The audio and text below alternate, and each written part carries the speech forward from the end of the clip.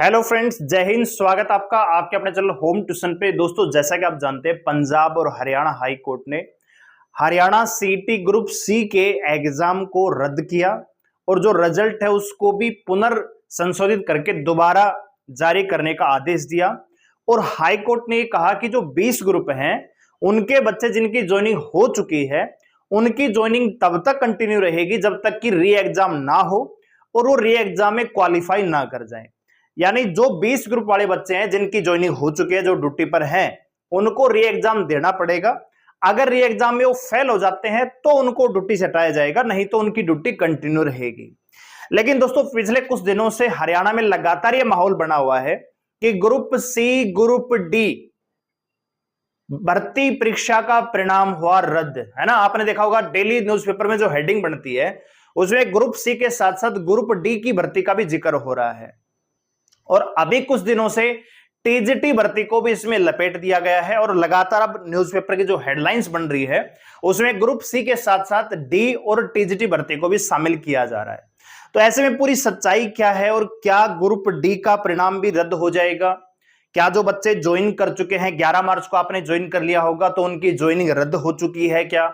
और टीजीटी भर्ती क्या दोबारा से इनके नोटिफिकेशन आएंगे, दोबारा से विज्ञापन आएगा, दोबारा से फॉर्म भरा जाएगा क्या? क्या एग्जाम भी दोबारा होगा क्या? तो बहुत प्रकार का माहौल, अलग अलग प्रकार की चीजें अभी मार्केट में चली हुई हैं। और मुझे हैरानी है इस बात की कि जो हरियाणा के जो टीचर हैं, जो अपने कोर्स बेचने में सबसे आगे रहते हैं, वो युवाओं को जो सच है वो बताने में असमर्थ है। वो बता नहीं रहे कि ग्रुप डी का क्या होगा और टीजीटी का क्या होगा। वो भी लगातार बच्चों को कंफ्यूज करने में लगे हुए हैं क्योंकि उनके कोर्स इससे बिकेंगे। जब वो ये कहेंगे कि ग्रुप डी की भर्ती भी दोबारा आएगी और दोबारा फॉर्म भरे जाएंगे तो बच्चे पढ़ना स्टार्ट करेंगे मजबूरी में। ठीक है, तो सच क्या है आइए इस वीडियो में जानते हैं। वीडियो को ध्यान से और पूरा देखना दोस्तों, और अगर आपको इंफॉर्मेशन अच्छी लगी तो वीडियो को लाइक जरूर कर देना, है ना। आइए सबसे पहले आप न्यूज़पेपर की हेडिंग देखिए। कह रहे कि हरियाणा की सरकारी भर्तियां, हरियाणा कर्मचारी चयन आयोग ने सुप्रीम कोर्ट में दायर की अपील। अब यहां पे देखिए टीजीटी के बारे में, यहां पे टीजीटी का जिक्र दे रखा है खामखा। ठीक है, देखो यहां पे देखिए दलील क्या है जी। टीजीटी ग्रुप डी की अलग अलग अपीलें, दोनों भर्ती अप्रभावित। दलील ग्रुप से के 24 ग्रुपों का रिजल्ट भी हाईकोर्ट के फैसले से अप्रभावित। ठीक है, यानी आपको जो रिजल्ट के लिए कैंसिल करने के लिए बोला गया है, ये चाहते हैं कि वो कैंसिल ना हो, वो ज्यों का त्यों बना रहे। ठीक है, अब ये जो भैया ये आप टीजीटी एडवोकेट जनरल बलदेव राज महाजन ने बताया कि दलील दी गई है कि टीजीटी पदों की भर्ती कहां भी सीटी लागू नहीं है। ठीक है, टीजीटी पदों की भर्ती में कहीं भी सीटी नीति लागू नहीं है, इसमें सिर्फ सोशियो इकोनॉमिक्स मानदंड का मामला। इसलिए हाईकोर्ट ने दोबारा विज्ञापन जारी करने का आदेश गलत दिया। इनके अकॉर्डिंग अगर देखोगे तो हाई कोर्ट ने भैया ये बोला है कि नोटिफिकेशन ही दोबारा निकालिए, विज्ञापन ही दोबारा निकालिए टीजीटी का। ठीक है, अच्छा जी, इसमें पुनर्विज्ञप्ति करने की आवश्यकता नहीं है। अगर सोशियो इकोनॉमिक्स अंक देने की हरियाणा सरकार की नीति को सुप्रीम कोर्ट स्वीकार न भी करे तो भी टीजीटी की भर्ती में कोई असर नहीं पड़ेगा। यह रिजल्ट अंकों के बगैर भी जारी किया जा सकता है। इसी के नीचे देखिए दोस्तों ग्रुप डी के बारे में सेम बात इन्होंने ये कही है कि इसमें भी विज्ञापित ग्रुप डी में दोबारा जो पद है वो विज्ञापित नहीं होंगे। ठीक है, पहली चीज तो ये है कि बलदेव जी जो महाजन साहब, इनसे पूछा किसने कि भैया टीजीटी का नोटिफिकेशन दोबारा आएगा क्या? किसने पूछा? ग्रुप डी के बारे में किसने पूछा कि क्या सर ग्रुप डी का विज्ञापन भी दोबारा आएगा? यहां पे रिजल्ट की बात नहीं हो रही है। देखिए ध्यान से देखिए, एडवोकेट जनरल बलदेव राज महाजन ने बताया कि ग्रुप डी की भर्ती में सामाजिक आर्थिक मानदंड के अंकों के चैलेंज किया हुआ है।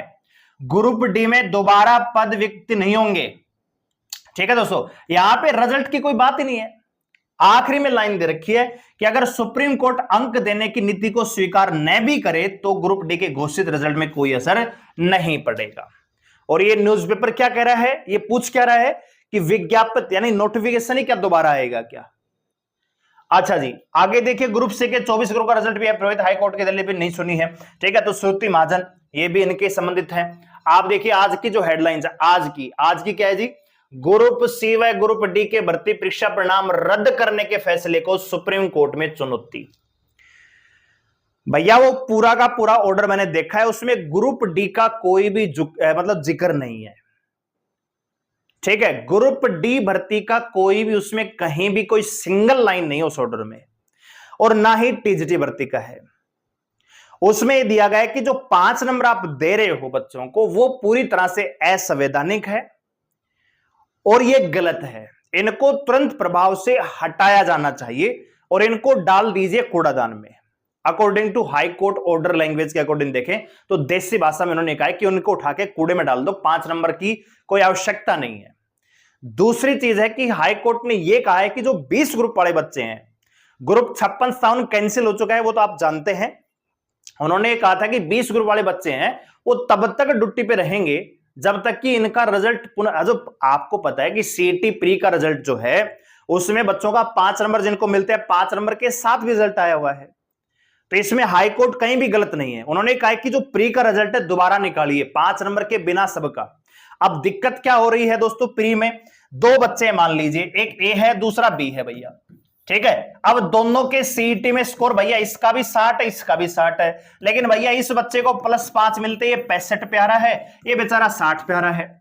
अब ग्रुप 56 की 4 गुना बच्चे बुलाए जाएंगे तो इसमें इसका नंबर आ रहा था, अब क्या होगा, अब 5 नंबर हट जाएंगे तो ये बच्चा भैया अब दोनों बराबर हो गए, ठीक है। या आप ऐसे समझिए इस चीज को कि अगर भैया मान लीजिए यहां पे इसकी सीईटी में 63 नंबर है और इसके मान लीजिए 62 नंबर है, इससे 1 नंबर कम भी है, अब इसको 5 नंबर मिल रहे तो ये 68 हो गया, ये 62 पे रुक गया, ठीक है। लेकिन अगर अब 5 नंबर हट जाएंगे तो भी इसको कोई दिक्कत नहीं है।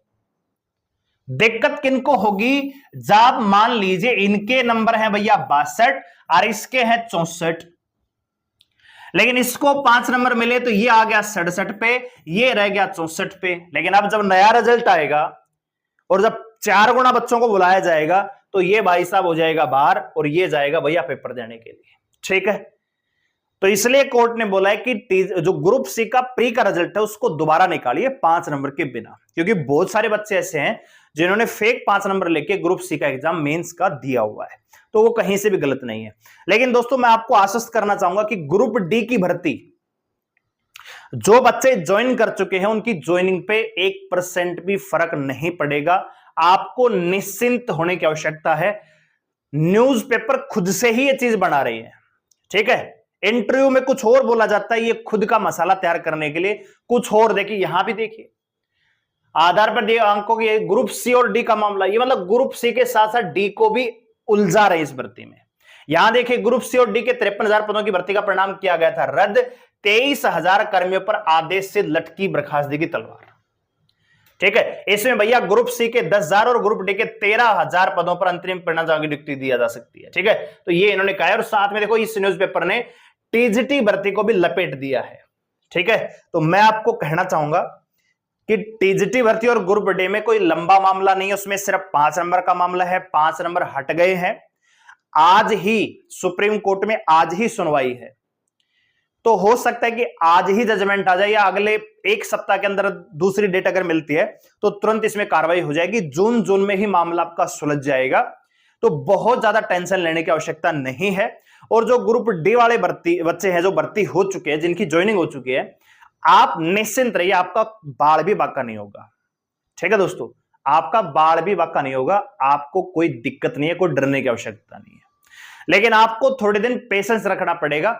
अब बहुत सारे ग्रुप बन रहे हैं, मैं उनमें देखता हूं कि लगातार बच्चे भैया हमारा डिपार्टमेंट दे दो, फलाना दे दो। अरे भैया इतना माहौल गर्म है, थोड़े दिन चैन की सांस ले लो, थोड़े दिन आराम से बैठ जाओ, ठीक है। ऐसे हाउल्ला करने से, एक तो सरकार वैसे तुम्हारे खिलाफ है, ये कोई आदमी नहीं कर रहा, इसे कोई व्यक्ति नहीं कर रहा, सरकार खुद जा रही है भैया कोर्ट में। और सरकार क्या कर रही है, ग्रुप सी के साथ साथ ग्रुप डी को भी लपेट रही है भैया, इसका भी रिजल्ट रद्द करने, जबकि ऐसा कोर्ट में कुछ कहा ही नहीं है, ठीक है। तो थोड़ा सा ना ठंडा रहिए, विशेषकर वो बच्चे जो ग्रुप डी वाले हैं, ठीक है। नहीं तो लपेटे में आते टाइम नहीं लगेगा। सरकार को पता है कि हमारी सरकार तो बननी नहीं है, ठीक है। टाइम बचा है 2 महीने का, सरकार अल्पमत में, वैसे ही आपने देखा होगा ना, जागरूकता थोड़ी सी रखते होंगे, न्यूज़पेपर वगैरह पढ़ते होंगे, ठीक है। तो सरकार पूरी तरह से भी अल्पमत में, कभी भी सरकार गिर सकती है, ठीक है। जरूरी नहीं कि 2 महीने बच रहे थे, 2 महीने सरकार चली जाएगी, चलो सितंबर तक तो सरकार बची रह जाएगी, ऐसा कुछ भी कंफर्म नहीं है, पॉलिटिक्स है। जब चुनाव से 1 महीना बचेगा तब भी सरकार गिर जाएगी, विपक्षी पार्टी सरकार बना सकती है, और उसमें क्या होगा आपको पता ही है। तो इसलिए थोड़ा सा पेशेंस के साथ, ठीक है, डिपार्टमेंट दे दो भैया। डिपार्टमेंट कब तक मिलेंगे मैं आपको देता हूं, जब सेकंड लिस्ट आएगी ग्रुप डी की, और जो सेकंड लिस्ट वाले बच्चे ज्वाइन कर जाएंगे, 13,500 पदों पे भर्ती आई थी, 11,000 बच्चों ने ज्वाइन किया है, बाकी के 3,500 की लिस्ट और आएगी, उसमें जो बच्चे ज्वाइन करेंगे उसके बाद आपको डिपार्टमेंट मिलेगा। तो लगभग जुलाई तक आपको डिपार्टमेंट मिलेगा। इससे पहले आपको ना तो डिपार्टमेंट मिलेगा, ना ही प्रेफरेंस मिलेगा, ना ही कोई लिंक मिलेगा। बहुत सारे लोग तो ये भी कह रहे थे कि 18 जून को लिंक आ जाएगा, उनके गुप्त सूत्र हैं, ठीक है। तो ऐसे लोगों से बचिए जो खाली अफवाह उड़ाते हैं, है ना, झूठी जो खबर है उनसे बचिए। और सच्चाई है कि जुलाई से पहले आपको कुछ भी नहीं मिलने वाला।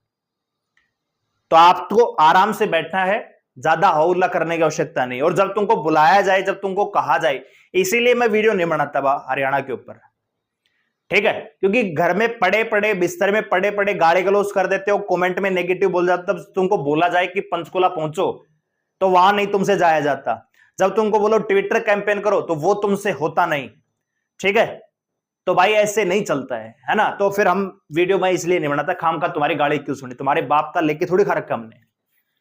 जब तुमसे खुद कुछ नहीं होता, खुद के अंदर पहले झांक के देखो, क्या तुम पंचकुला गए, घर में पड़े पड़े तुमको डिपार्टमेंट चाहिए, फलाना चाहिए, धिगड़ा चाहिए, बाहर निकल के देखो कि माहौल क्या है।